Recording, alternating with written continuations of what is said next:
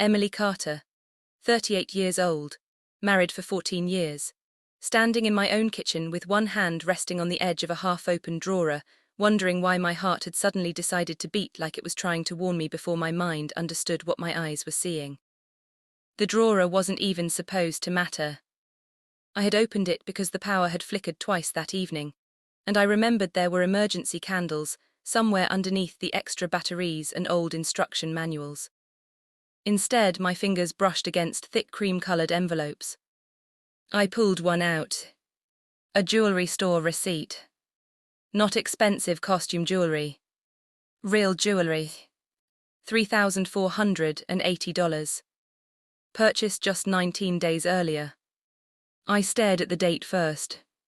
Then the amount. Then the description. Diamond pendant. No recipient's name. No gift message. Just my husband's credit card number, partially hidden by a row of black X's. My first thought wasn't that Daniel was cheating. It was confusion. Because if Daniel had bought me something that expensive, he wouldn't have hidden the receipt in a kitchen drawer beneath expired coupons and appliance warranties. He wasn't organized enough to invent hiding places. He barely remembered where we kept spare phone chargers. I set the receipt on the counter. Then I reached deeper into the drawer. Another envelope. This one from a hotel downtown. 2 nights. Executive suite. Paid in advance. Again Daniel's card. Again recent. My mouth suddenly felt dry. I whispered to an empty kitchen. No, not because I knew what it meant. Because I didn't. There had to be another explanation. Business meeting. Conference.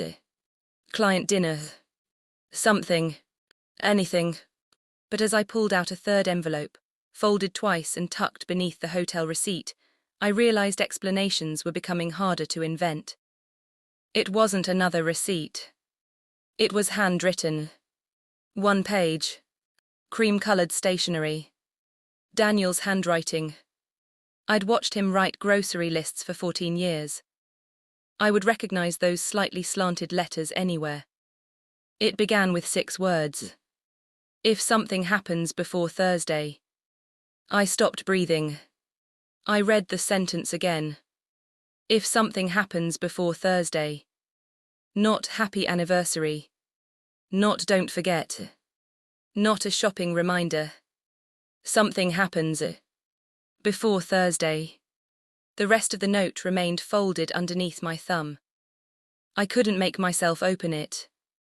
Because whatever came next would erase every possibility that still allowed my marriage to remain the life I thought I was living. I stood perfectly still. The refrigerator hummed behind me. Rain tapped softly against the kitchen window. Upstairs, I could hear Daniel moving around in our bedroom. Completely unaware that downstairs his wife was holding pieces of a puzzle neither of us had expected to exist. But this story doesn't start with that drawer. It starts almost 15 years earlier. Back when forgetting things was one of the reasons I fell in love with him. Daniel wasn't careless. He simply lived inside his thoughts. He could remember the serial number of the first laptop he'd ever owned. He could explain tax law changes from 6 years ago without looking anything up.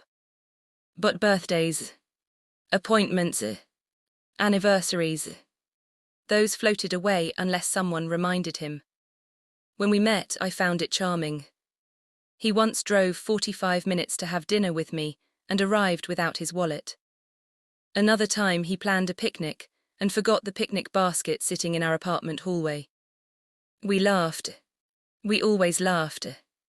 He'd grin sheepishly, run a hand through his dark hair, and somehow make every mistake feel like proof that perfection wasn't necessary. I was 24. He was 27. We didn't have much.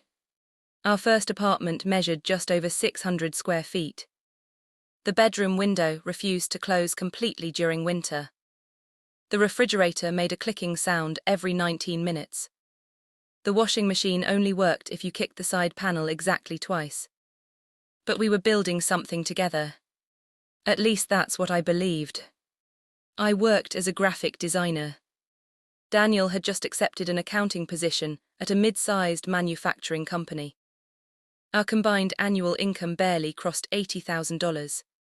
Still, every month we saved something. $20, $50, sometimes $200. We tracked every expense inside a spreadsheet Daniel updated every Sunday evening. He believed financial discipline created emotional freedom. I believed emotional freedom came from trusting the person sitting across the dinner table. Those beliefs fit together beautifully. For years. When our daughter Lily was born, everything became louder. Bills, responsibilities, schedules, sleep deprivation, love, especially love. Daniel became the father who assembled dollhouses after midnight because he'd promised they would be ready before breakfast. The father who learned to braid hair by watching online tutorials. The father who attended every parent-teacher conference carrying a notebook full of questions. He forgot anniversaries.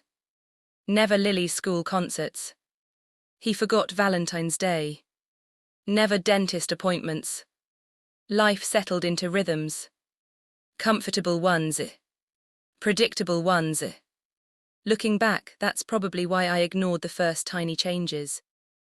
Because routines don't collapse all at once. They shift.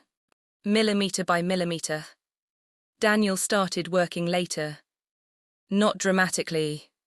30 minutes. An hour. Sometimes he'd text. Running behind. Don't wait for dinner. Client issue. Quarter-end reports. Reasonable explanations. Accounting has deadlines. Manufacturing companies have audits. Nothing unusual. Except, he stopped telling stories. That was new. Daniel used to come home and describe people. The new intern who accidentally emailed the CEO instead of human resources. The warehouse manager obsessed with crossword puzzles. A client who insisted on bringing homemade cookies to every meeting. Little things. Harmless things. Those stories disappeared. When I asked how work was, his answers became shorter. Busy. Long day. You know how it is. I did know how it was. Or thought I did. Around the same time, he became strangely interested in our finances. Not saving money. Organizing documents. Insurance policies. Property records. Retirement accounts. One Saturday, he spent almost 4 hours scanning paperwork into digital folders. I teased him, planning to become the world's most boring spy. He smiled. You never know when someone might need everything organized. At the time, it sounded practical. Responsible. Now I hear that sentence differently. Funny how memory edits itself after discovering information it didn't have before. My younger sister, Claire, noticed changes before I did. Claire always noticed people. She taught middle school English and believed every person eventually revealed themselves through repeated patterns. Not dramatic moments. Patterns. One afternoon she asked, "Is Daniel okay?" I looked up from staring past a sauce. "What do you mean?" "He seems distracted." "Work. Maybe." She shrugged. "Or maybe something else." I defended him immediately. Because that's what spouses do when outsiders question someone they've built a life beside. "We're just busy." Claire nodded. "I hope you're right." She never mentioned it again. Not because she'd changed her mind. Because she respected boundaries. Daniel's parents noticed nothing. Or perhaps they chose not to. His mother, Susan, believed men carried enormous pressure providers rarely discussed. Whenever Daniel looked tired, she'd tell me, "Give him space. Good husbands worry silently." His father, Richard, had spent 38 years managing a hardware store. He admired endurance above communication. Problems were solved through work. not conversations. Their worldview shaped Daniel long before I met him. If something frightened him, he worked harder. If something hurt, he stayed quieter. Neither response looked suspicious. They looked familiar. Meanwhile, our daughter Lily entered high school. Freshman year. Honor rolls. Varsity soccer. Volunteer work every other Saturday. She inherited Daniel's discipline and my curiosity. One evening she looked across the dinner table. Dad, you've checked your phone 7 times. Have I? She counted. 8 now. He laughed awkwardly and placed it face down. Bad habit. Children notice everything adults believe they're hiding. That sentence stayed with me. Because Lily wasn't accusing him. She was observing a pattern. The same pattern Claire had noticed months earlier. The same pattern I kept explaining away. Then came our 14th wedding anniversary. Daniel forgot. Again. Except this time. It felt different. Previous years he'd genuinely forgotten until sometime around lunch. Then flowers would arrive. He'd call apologizing. We'd laugh. Order takeout. Move on. This year there was nothing. No call. No text. No flowers. He came home 43 minutes later than usual carrying his laptop bag and a tired smile. Hey, hi, long day. I can tell. He kissed my forehead. Asked what was for dinner. Complimented the roasted chicken. Helped clear dishes. Discussed Lily's chemistry project. Watched half an episode of a detective series. Then yawned. I'm exhausted. Not once did he mention the date. I didn't either. Not because I wanted to test him.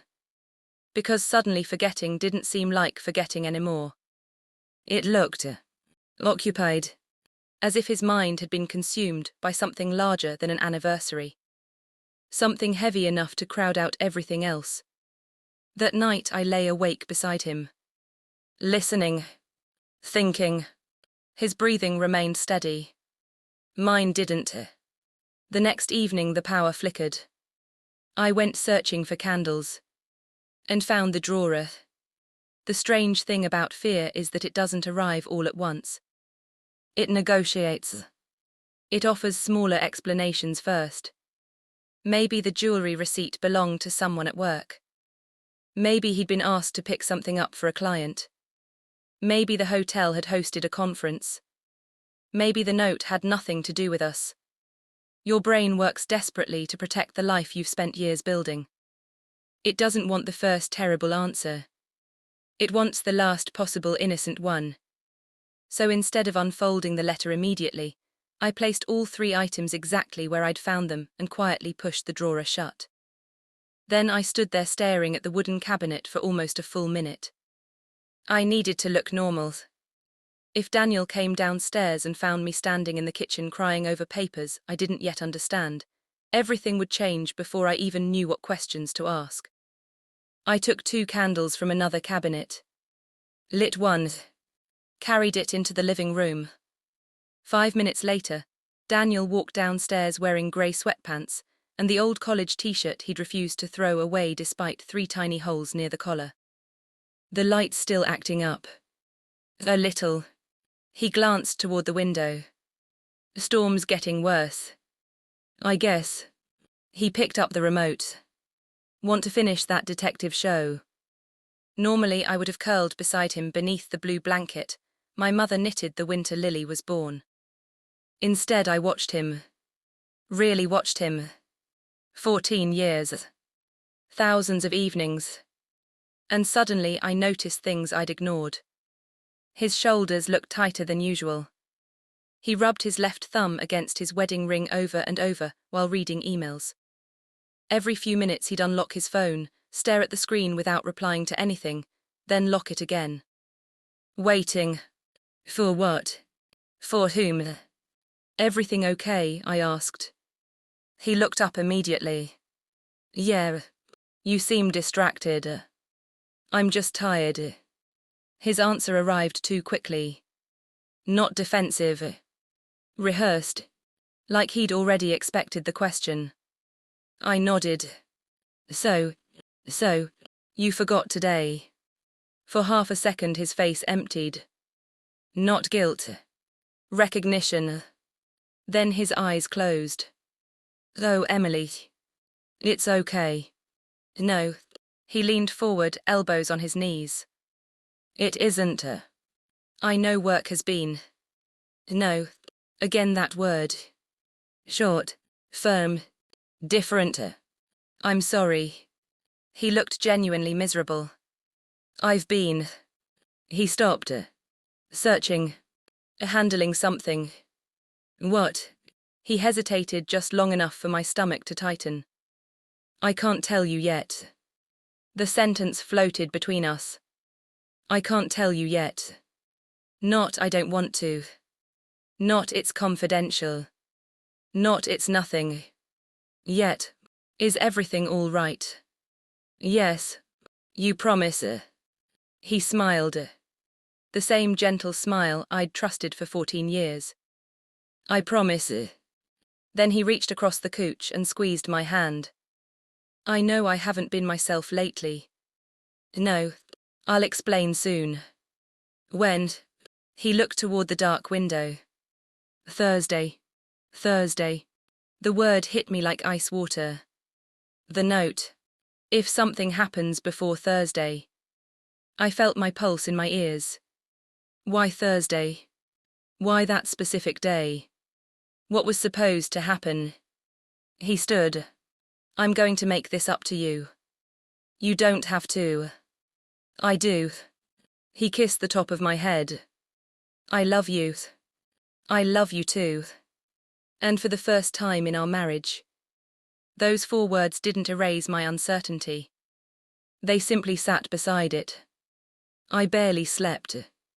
At 6:15 the next morning, Daniel kissed my forehead before leaving for work.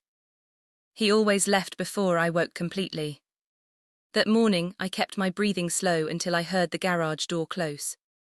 Then I counted. 30 seconds. 1 minute. 90 seconds. Only after his car disappeared down the street did I return to the kitchen. The drawer looked exactly as it had the night before. Ordinary. Harmless. I removed every envelope and spread them across the dining table. This time I unfolded the handwritten note completely. Daniel's handwriting filled the page. Not rushed. Careful. As though every sentence mattered. If something happens before Thursday, there are things I need you to know. My hands started trembling. I kept reading. First, I'm sorry for every lie I've told these past few months. None of them were meant to hurt you. Lie. Not lies. Plurals. I swallowed hard. The next paragraph blurred until I blinked away tears. You once told me that love isn't measured by promises. It's measured by what people protect when they're afraid. I remembered saying that. Years ago. Lily had been 6. We'd been talking about my parents after Dad's surgery. Daniel remembered. Every word. The note continued. I hope you'll understand why I couldn't tell you yet. Couldn't. Not wouldn't. Couldn't. Then. Nothing. The page ended there. I turned it over. Blank. I searched for another sheet. There wasn't one. That was it. An unfinished letter. Or the first page of something larger that had disappeared. I searched every envelope again. Nothing. A strange mixture of relief and panic washed over me. If this were a love letter to another woman, at least I'd know. If it were divorce papers, at least I'd know. Instead, I had fragments. Receipt. An incomplete apology. A date. Thursday. Mysteries are crueler than certainty. Because your imagination writes endings faster than reality ever could. I should have gone to work. Instead, I called my manager. I'm not feeling well. You sound exhausted. I barely slept. Take the day. I thanked her. Then spent the next 4 hours doing something I'm still not proud of. I investigated my husband. Not because I wanted to invade his privacy. Because the alternative felt worse. I logged into our shared bank account. The jewelry purchase was there.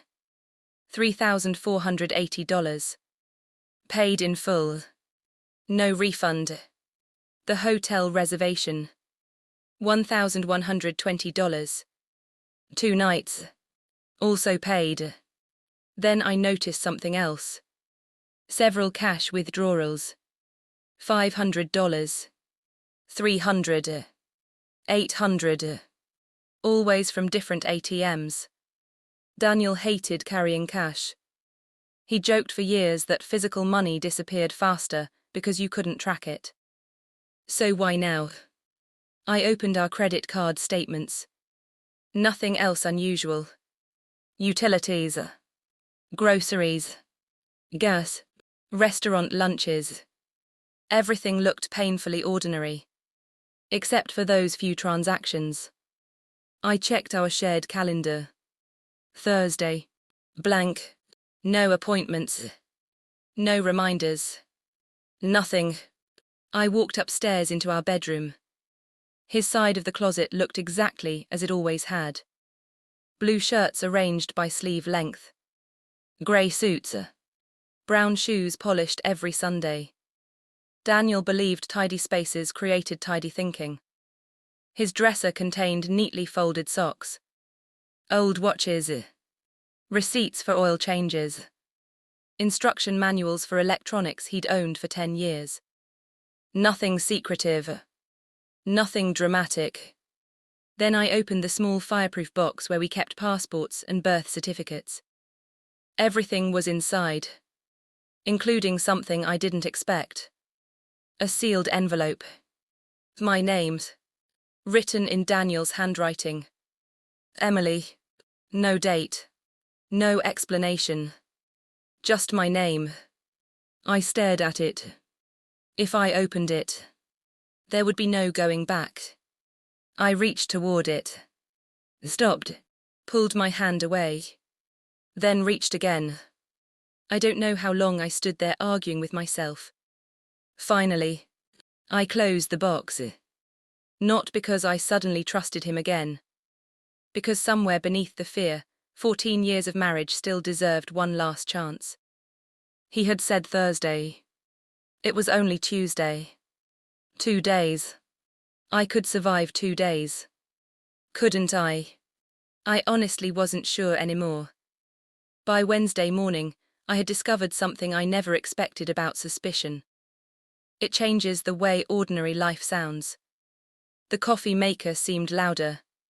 The garage door echoed longer. Even Daniel's footsteps across the hardwood floor felt unfamiliar, as though I were listening to a stranger wearing my husband's shoes.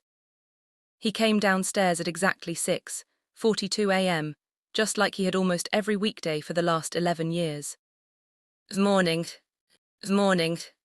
He poured coffee into his favorite navy blue mug. 2 sugars, a splash of milk. No matter what else changed in life, that ritual never did. Did you sleep any better? He asked. A little. He looked relieved. I hated forgetting yesterday. I know. I really am sorry. I believe you. The words surprised both of us. Because I did believe he was sorry. I just didn't know what he was sorry for anymore.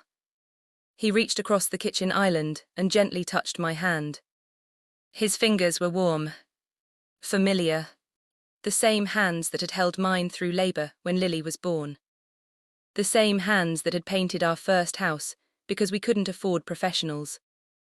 The same hands that now seemed capable of hiding an entire life I knew nothing about. I'll be home early tomorrow, he said. Thursday. He nodded. Thursday. Again. That day. Always that day. I forced a smile. I'll hold you to it. You should. He kissed my forehead, grabbed his briefcase and left. As the front door closed behind him, I whispered into the empty kitchen. What happens tomorrow? I tried to work. I really did. My laptop remained open on the dining room table while I adjusted logos for a local bakery's new packaging. Normally that kind of design work absorbed me completely. Instead, I kept reading the same sentence over and over without processing a single word.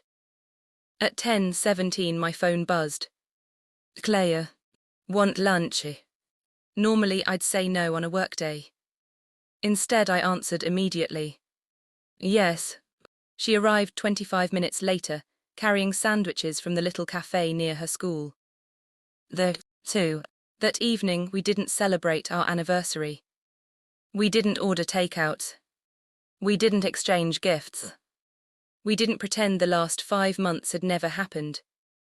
Instead, we sat at our kitchen table until nearly 1 o'clock in the morning, with 2 mugs of coffee that went cold long before either of us remembered to drink them. For the first hour, Daniel talked. I didn't interrupt. Not because I wasn't angry. Because I finally understood how much effort it had taken for him to keep all of this inside. It started in January, he said quietly. I was reviewing payroll reports. He rubbed his palms together, a nervous habit I'd seen hundreds of times but never really noticed. I looked at an employee's name. He paused. I've worked with him for 9 years. And I couldn't remember who he was. I stayed silent. I thought I was tired. He smiled without humor. So I got more sleep. What happened next? A week later, I drove to a client meeting. His eyes drifted toward the window. I parked. I walked inside. I introduced myself. The client asked about the proposal we discussed the previous Friday. You didn't remember.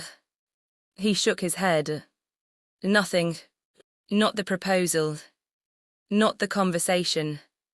Not even driving there. A chill ran through me. I laughed it off. I said I'd left the updated paperwork in my car.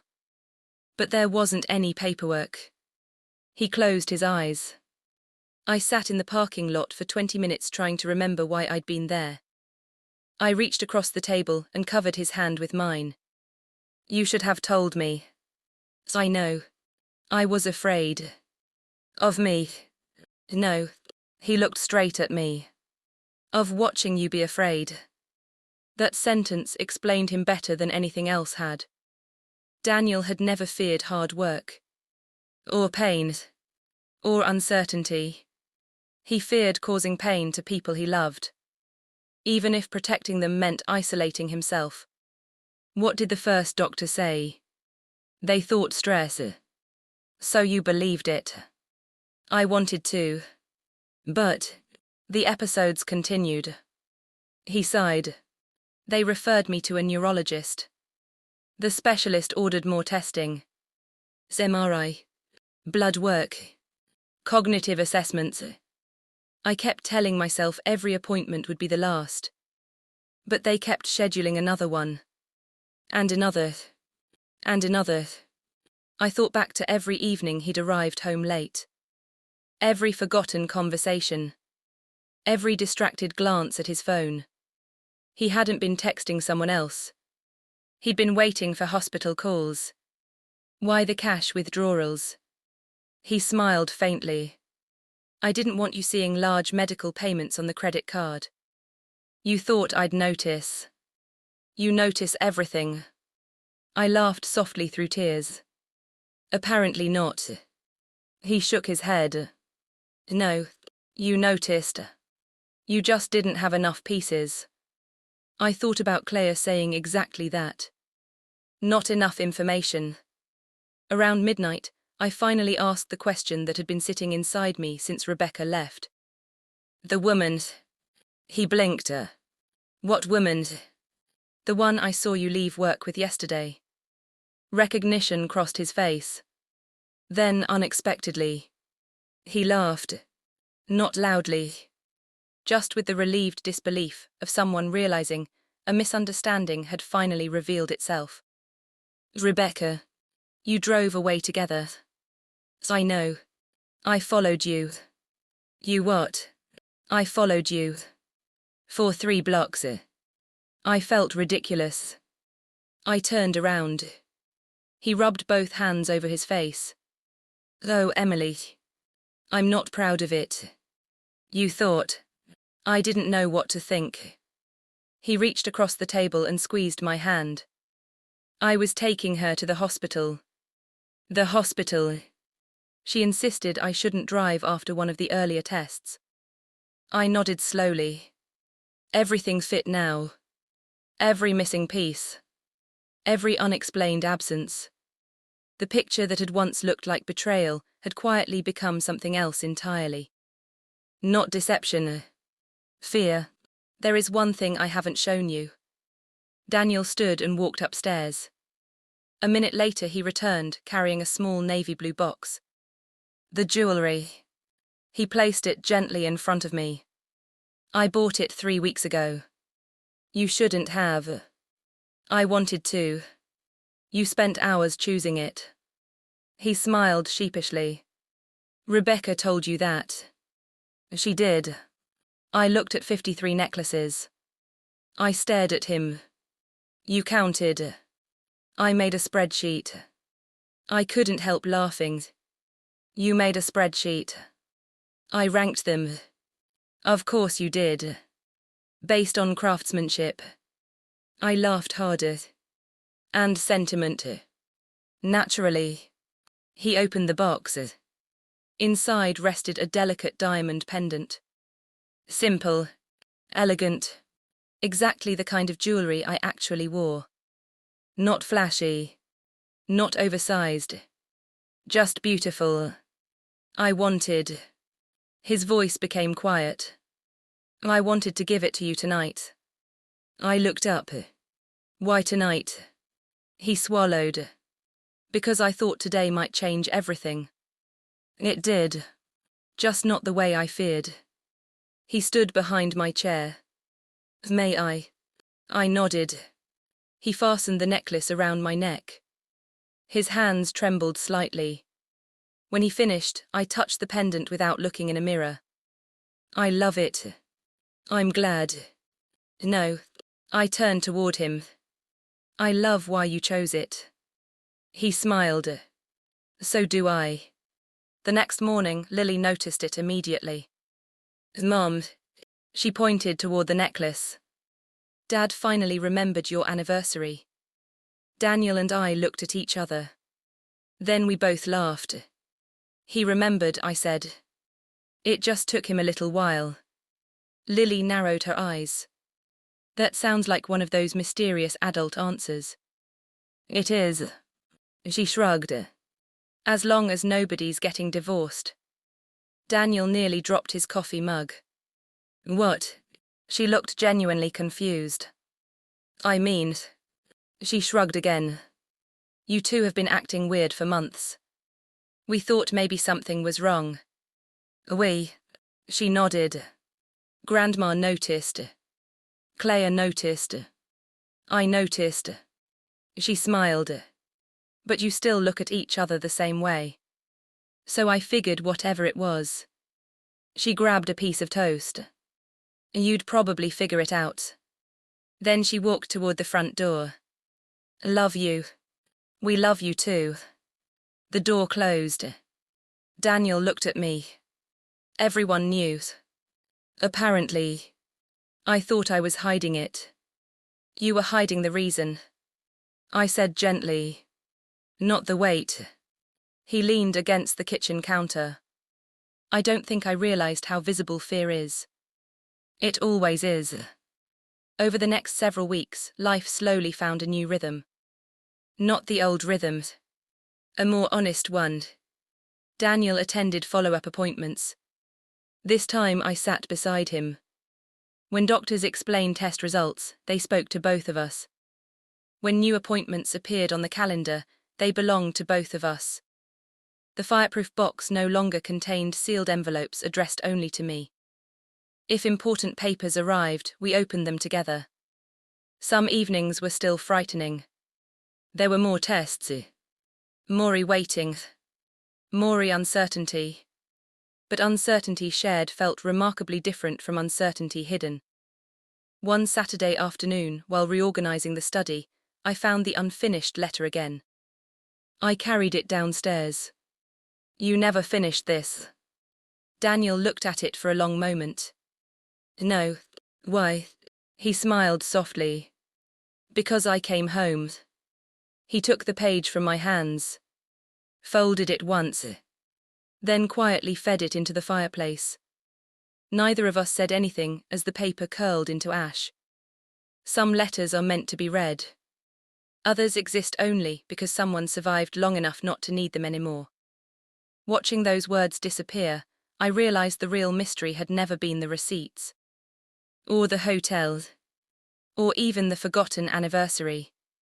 The mystery had been whether two people who loved each other deeply could accidentally let fear speak louder than trust. For a while it had. But not forever. Not this time. Autumn arrived almost without us noticing. Life has a quiet way of continuing after the moments you believe will define it forever. The leaves changed. The mornings became colder. Lily started her sophomore year of high school. Daniel still went to work every weekday at 7:05. I still complained that he folded towels in a way no normal person would ever understand. On the surface, everything looked ordinary again. But underneath, nothing was quite the same. The biggest change wasn't the doctor's appointments. It wasn't the medication they eventually prescribed for stress-related cognitive symptoms. It wasn't even the stack of follow-up scans that slowly became less frequent. The biggest change was a simple question. Every evening after dinner, one of us would ask the other, "What are you carrying today?" Not physically, emotionally. Sometimes the answer was simple. A difficult client. A headache. I'm worried about Lily's chemistry grade. Sometimes it was much heavier.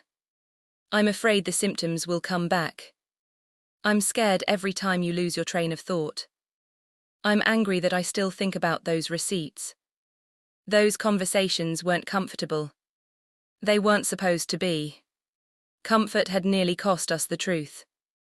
Honesty, we discovered, was often awkward before it became peaceful. One Sunday afternoon, almost 3 months later, Daniel asked if I wanted to help clean the garage. "No," he smiled. "At least you're honest. I married you. I've earned the right to avoid garage cleaning." He laughed. "Fair." An hour later he called from the garage. "Emily." "What?" "I found something." I walked out expecting another forgotten extension cord or missing screwdriver. Instead, he held up a small paper shopping bag. The logo looked familiar. The jewelry store. "You had another receipt." "No." He reached inside. There was something else. He handed me a tiny velvet pouch. Inside was a silver charm. Small, round. On one side, someone had engraved today's date. On the other, one sentence. "Keep choosing us." I looked up. "You bought this too?" He nodded. "The day after my appointment." "Why didn't you give it to me?" I forgot where I hid it. For exactly 2 seconds we stared at each other. Then we burst into laughter, so hard we had to sit down on the garage floor. Not polite laughter. The kind that leaves your stomach hurting. The kind that comes only after months of tension finally decide they've overstayed their welcome. When we finally caught our breath, I wiped tears from my eyes. "You actually forgot." "I really did. The one time forgetting was innocent." "I know. You hid it too well." I apparently protected it from myself. That became one of our favorite family stories. Every anniversary afterward, Lily would grin and ask, "Dad, have you hidden any presents from yourself this year?" And Daniel would answer, "I checked all the drawers." About 6 months after everything happened, Daniel was invited to speak at a leadership workshop organized by his company. Normally, he avoided public speaking. This time he surprised everyone by accepting. "I thought you hated presentations." "I do." "So why?" "Because this one isn't about accounting." The workshop focused on workplace well-being. Stress, burnout, mental health. I sat quietly in the back of the conference room while employees filled the seats. Rebecca smiled when she saw me. "I'm glad you're here." "So am I." Daniel stepped onto the small stage, carrying a single sheet of notes.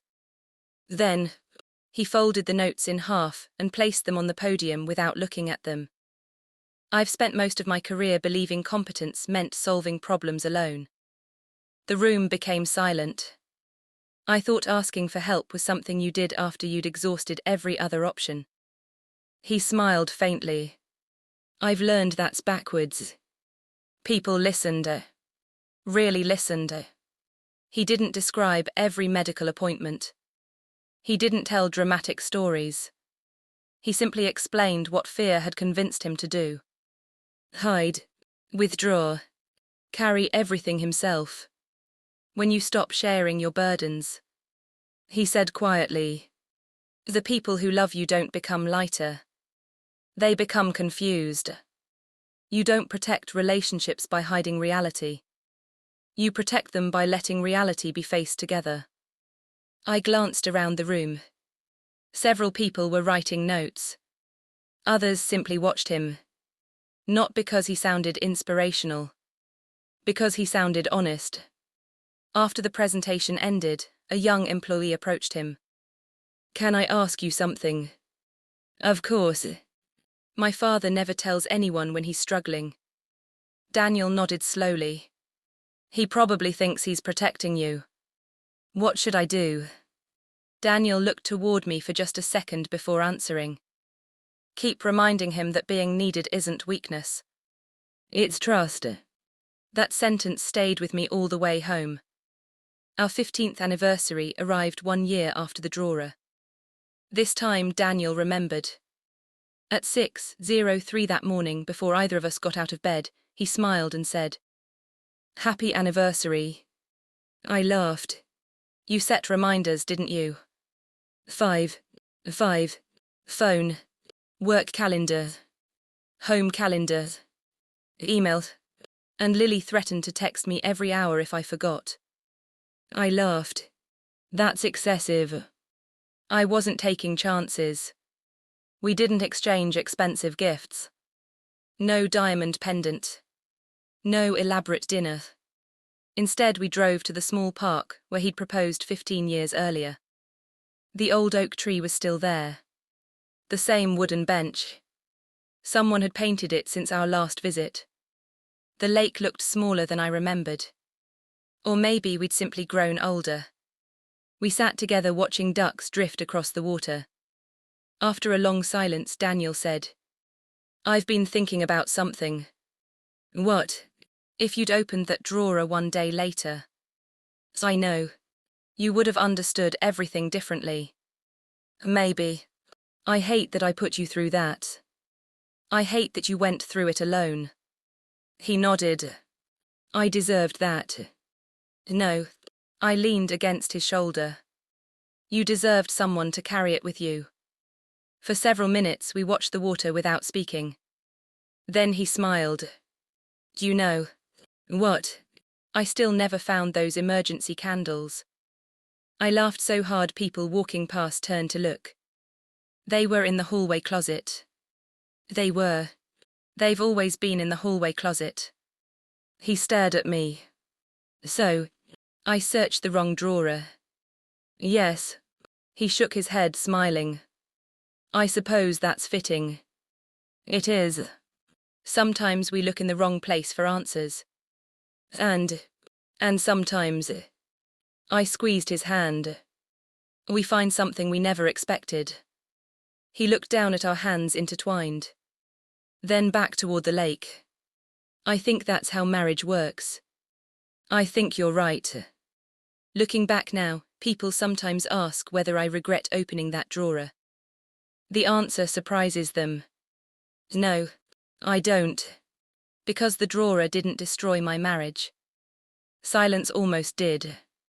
The receipts weren't the danger. The hidden fear was. The forgotten anniversary wasn't the wound. The months of carrying impossible questions alone were. Every family has a system.